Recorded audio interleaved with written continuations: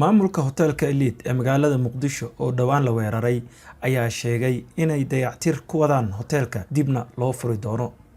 xildhibaan Cabdullaahi Maxamed Nuur oo ah milkiilaha hotelka Elite ayaa sheegay in uu heer gabagaba ah marayo dadaalka dib u habeynta loogu sameynayo hotelka uu qaraxa ka dhacay dhowr maalmood ka hor. waan sii wadaynaa howlihii aan wadnay namana niyad jabinayso dhacdadii lagu beegsaday hotelka Elite ayuu yiri xildhibaan Cabdullaahi Maxamed Nuur. 16 bishan ayay koox hubeysan qarax iyo weerar ka fuliyeen hotelka halkaasoo ay ugu yaraan ku dhinteen 16 ruux tiro kalena ay ku dhaawacmeen qolka aysan rasaasta karin. milkiilaha hotelka ayaa BBC-da uga warramay qol la sheegay in uu hotelku leeyahay kaasoo aysan rasaasta karin.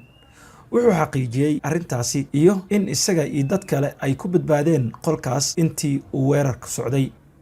waddanka aan ku noolnahay iyo waaqica in la fahmo aad bay muhiim u tahay. marka uu jiray ku talagal loo sameeyay qol aysan rasaasta karin waana meel loogu talagalay dhinaca badbaadada dad badan ayuuna alle sabab uga dhigay in ay ku badbaadaan dhowr iyo 20 qof baanu ahayn dadkii ku jiray ayuu yiri xildhibaan Cabdullaahi Maxamed Nuur oo ah milkiilaha hotelka. ciidamada sida gaarka ah u tababaran ee Soomaaliya ayaa ku guuleystay in ay weerarkaas soo afjaraan. dadka dhintay ayaa la sheegay in ay 5 ka mid ah ahaayeen kooxdii weerarka fulisay. siyahayaha ra'iisul wasaaraha dalka mudane Mahdi Maxamed Guuleed oo kulan la qaatay laamaha amniga dalka ayaa faray in ay baaritaan saxan oo dhameystiran ku sameeyaan dhacdadii weerarka hotelka. waxa uuna sidoo kale ku adkeeyay in ay laba jibaaraan dadaalada lagu xoojinayo amniga dalka si ummadda Soomaaliyeed ay u helaan amni la isku haleyn karo.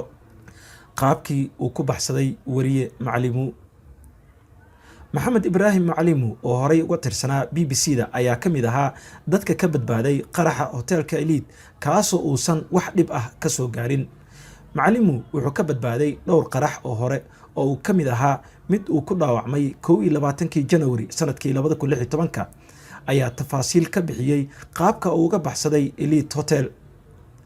aniga horay kama cararin ee waxaan hubsaday sida ay wax u socdaan iyadoo wadnuhu sida durbaanka ii garaacayo.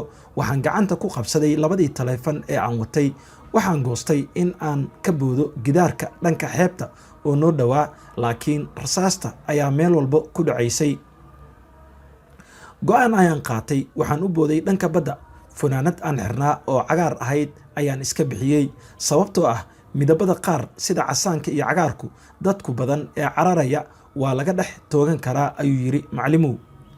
wariyaha ayaa sheegay in uu markii uu badbaaday uu bilaabay baadigoobka saaxiibkiisa Cabdirasaaq kaasoo loo sheegay in meedkiisa uu yaalo cisbitaalka Umma. waxa uu tilmaamay in geerida ninkaasi ay si weyn u taabatay oo ay urkutaalo ku reebtay. 5 saacadood ayay ciidanka amniga la tacaalayeen weerarkaas.